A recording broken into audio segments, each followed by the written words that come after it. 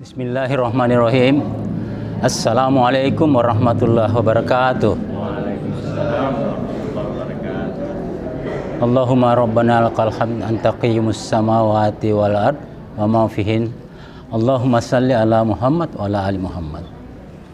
Bapak, saudara-saudara sekalian, jemaah Masjid Jamiatul Khair yang insyaallah dirahmati oleh Allah Subhanahu wa taala. Pertama-tama mari kita berucap syukur kepada Allah Subhanahu wa taala atas segala nikmat yang diberikan kepada kita. Dapatlah kita hadir di kajian ini. Adapun surah yang kita bahas adalah surah Al-Mulk ayat 22 sampai dengan 26. Sudah barang tentu masing-masing dari kita jemaah akan menyampaikan pengalaman bacaannya sesuai apa yang kita bahas kali ini. Dan kita berharap bahwa dengan tukar informasi, sharing satu sama lain, ini akan membawa manfaat kepada kita semua dalam rangka peningkatan ketakwaan kita kepada Allah Subhanahu wa taala, keimanan kita, dan juga bagaimana keimanan itu kita bisa aplikasikan dalam kehidupan sehari-hari. Oleh karena itu, kita baca dulu ayatnya secara bersama. Tafadhol. أعوذ بالله من الشيطان الرجيم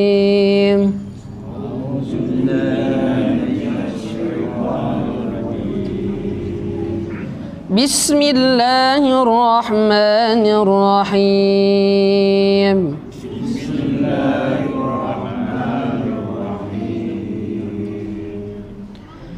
أفمن يمشي مكبا على وجهه أهدى أمن يمشي سويا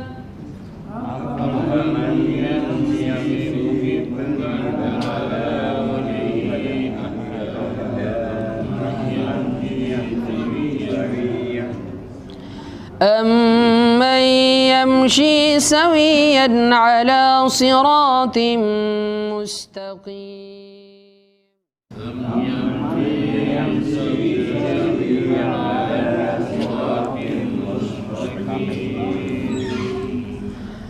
قل هو الذي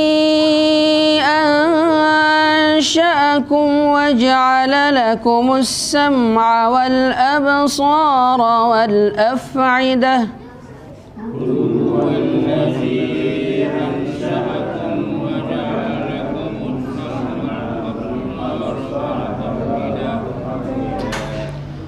قليلا ما تشكرون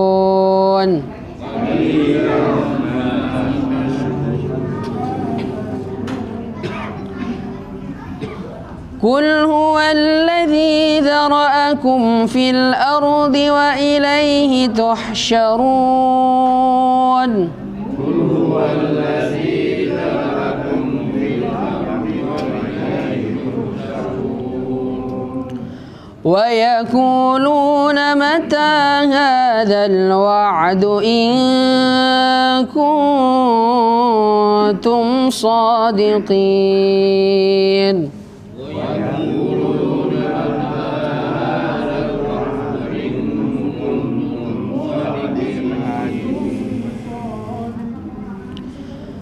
قل إنما العلم عند الله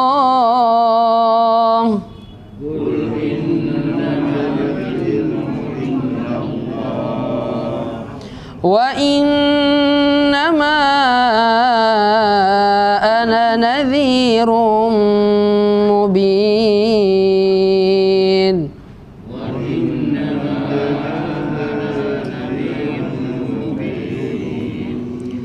Sadaqallahul azim. Assalamualaikum warahmatullahi wabarakatuh. Kita ke pemaknaan secara tafsiriyah. Dan saya awali dulu. Jadi berjalan dengan wajah terkelungkup ini sama dengan jalannya seekor cacing. Ini penggambaran. Jadi hina. Mana kalimat yang berjalan seperti cacing atau yang berjalan tegap? Kita ingat bahwa satu-satunya makhluk di muka bumi ini yang berjalan tegap adalah manusia, membentuk angka 1. Angka 1 menunjukkan the best creature of the world, makhluk terbaik di dunia. Dia membentuk angka 1 itu kalau manusia berjalan. Kalau yang lain tidak. Monyet itu tidak tegap, ayam juga tidak, 2 kakinya. Yang bisa berjalan tegap membentuk angka 1 menunjukkan bahwa dia makhluk terbaik hanyalah manusia. Dibanding dengan binatang melata yang jalan. Jadi dengan berjalan tegap ini dia akan melihat. Dibanding dengan yang merayap itu hanya melihat tanah, artinya hanya melihat yang dekat. Dunia itu dimaknai juga dengan dekat. Jadi orang yang asik dengan hanya lingkungannya, hanya dunianya saja, tidak memandang jauh ke akhirat. Bukan visi akhirat, tapi manusia yang berjalan tegap siratan mustaqim, dia memandang jauh ke depan, visinya visi akhirat. Nah, itu ini dari pemaknaan ini, penggambaran makhluk ini. Jadi itu dari penekanan makna atau bahasa kias yang dipakai di sini. Dan selebihnya kita sharing. Di sini diperingatkan bahwa Nabi itu sekedar pembawa peringatan. Jadi he doesn't know everything. Dia tidak mengetahui segala sesuatu, tapi dia hanya menyampaikan apa yang diwahyukan kepadanya. Dan ini orang kafir selalu menuntut, kapan kejadiannya itu, kapan?